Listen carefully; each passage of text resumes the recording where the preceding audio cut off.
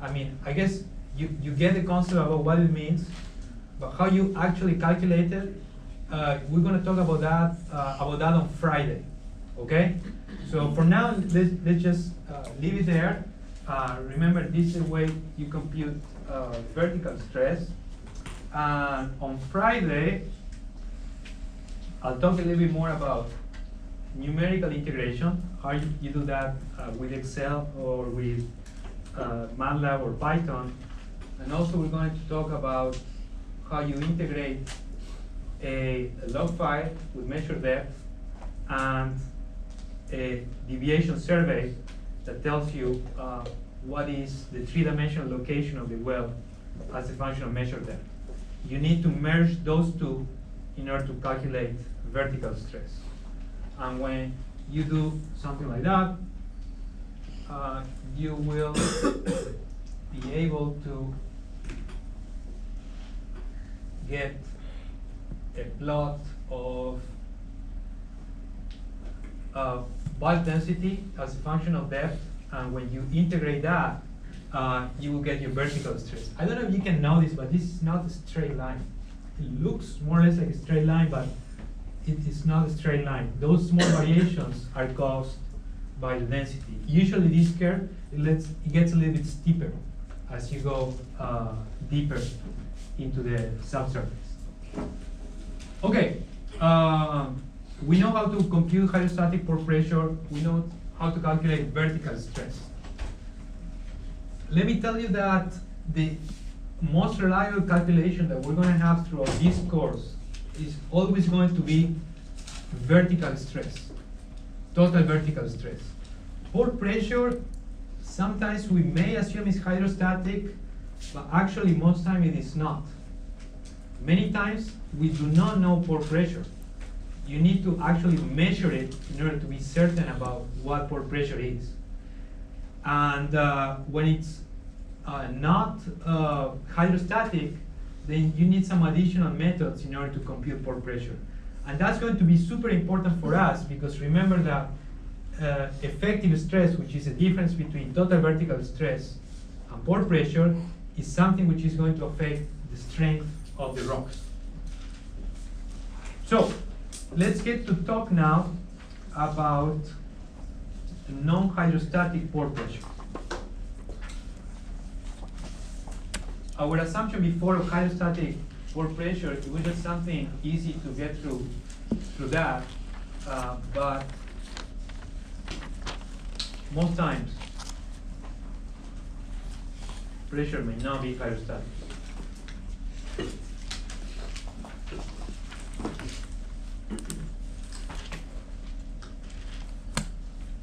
Can you recall any example of why pore pressure would not be hydrostatic?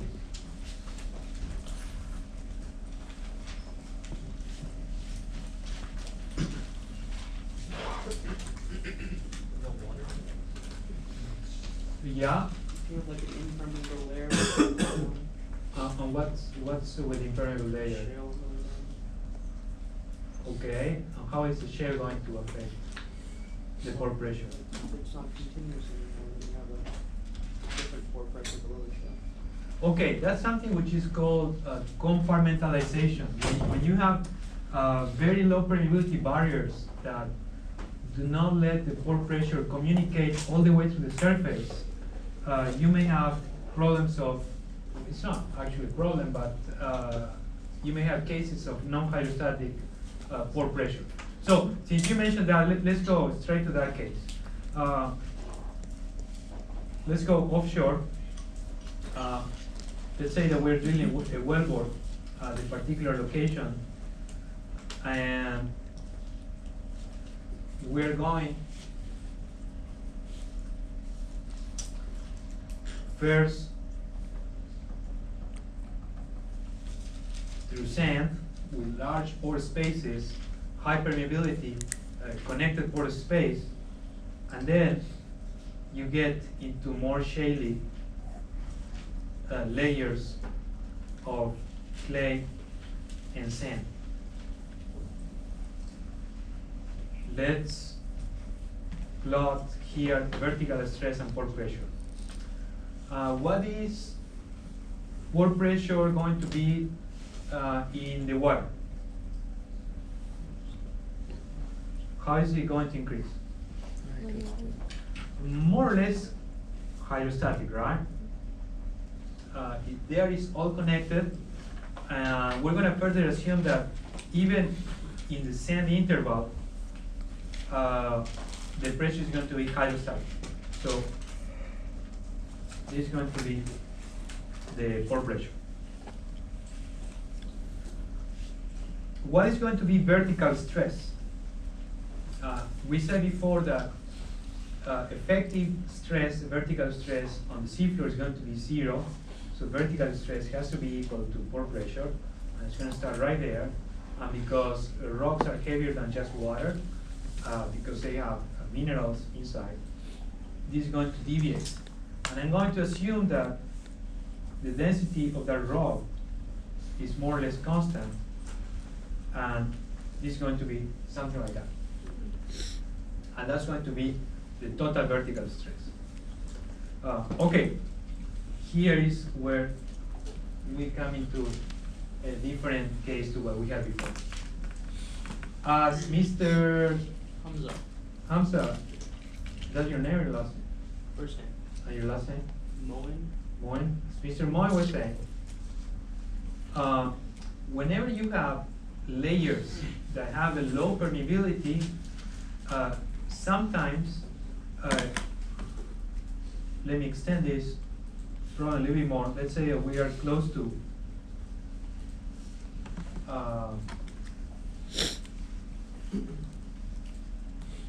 Houston, and you guys like to go to Galveston. You like to go to swim in Galveston. Not very likely, right? Why? You could say it's dirty. I would say it's full of sediments. Okay? The water is full of sediments, and all those sediments, which are suspended in there, make the water look a little bit brown. Okay? But those sediments are the ones that eventually they get somewhere over there, and they get deposited and sedimented over time.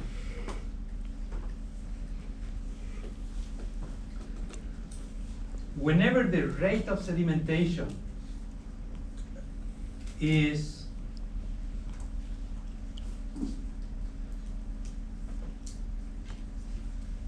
larger than the rate of pore pressure diffusion,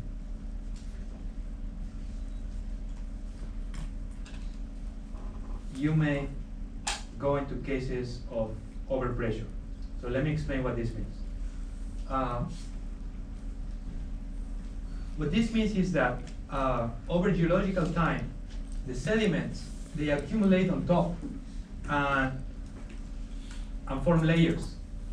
But sometimes it will go so quickly that if you were to be a molecule of water over here, you don't have all the time to go up over here, and as the shale compacts, like in a sponge, the water doesn't have the time to get out of the pore space.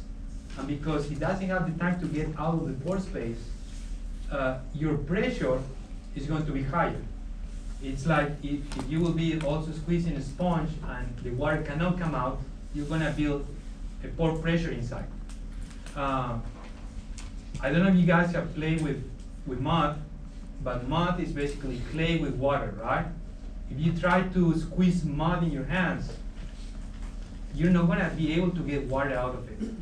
The mud is going to squirt through your fingers. And that's because the mud has a very low permeability, and it's very difficult to get the water out of it. So what is preventing the water to get out of those small pore spaces? What kind of forces?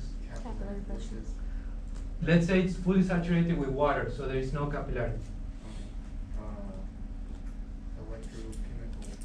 No, it's something easier, something you have seen already all the time. It's the basis of all fluid flow calculations, at least one phase.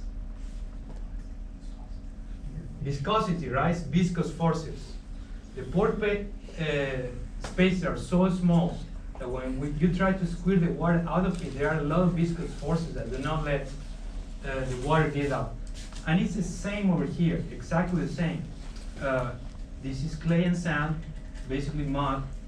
And when you try to squeeze the water out of it, even over geological time, you may not be able to increase. And if you're not able to do that, the pore pressure will start to deviate from what is hydrostatic, and it's actually going to be higher than hydrostatic. So this trend is if it were to be hydrostatic, okay? But this is the actual pore pressure. It's not hydrostatic. There is a parameter that helps us tell us when there is pore pressure higher than hydrostatic, and it's a parameter that goes by lambda, and we call it lambda p, and it's the ratio of pore pressure divided vertical stress. There are some places where overpressure is so high that this pore pressure gets close to the vertical stress.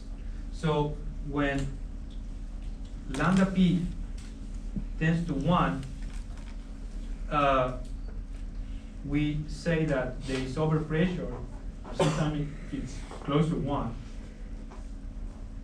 Some people call that as hard overpressure, or you may even say that it's approaching the lithostatic gradient. What was the lithostatic gradient in terms of psi per foot? 1 psi per foot, right? So sometimes when your pore pressure gradient approaches 1 psi per foot, you know that you may have problems of overpressure. Remember over here that overpressure sometimes is not good, especially for drilling, because it reduces your effective vertical stress. Well, before it was to be this much of effective vertical stress, is now as small as this. Okay, so now how do you actually compute overpressure? You know, if I wanted to measure pore pressure, let's say, I'm not going to trust your equation. I think your equation is not good. So I want to actually measure it. How would you measure pressure in the water? Actually measure it, okay, not calculate it. You could send a gauge, right? I don't know, probably you could send here a diver with a pressure gauge here in the wrist and measure pressure. You measure the pressure. What about in the sand? If you wanted to measure the pressure in the sand? While, let's make another wellbore over here. While you're making the wellbore, if you have a pressure gauge over here, so this is a pressure gauge, okay?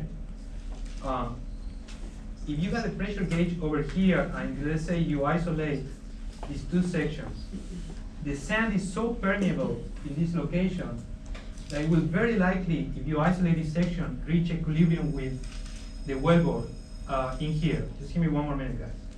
So you will be able to measure pressure here too, because the fluid from the sand flows very easily into the wellbore.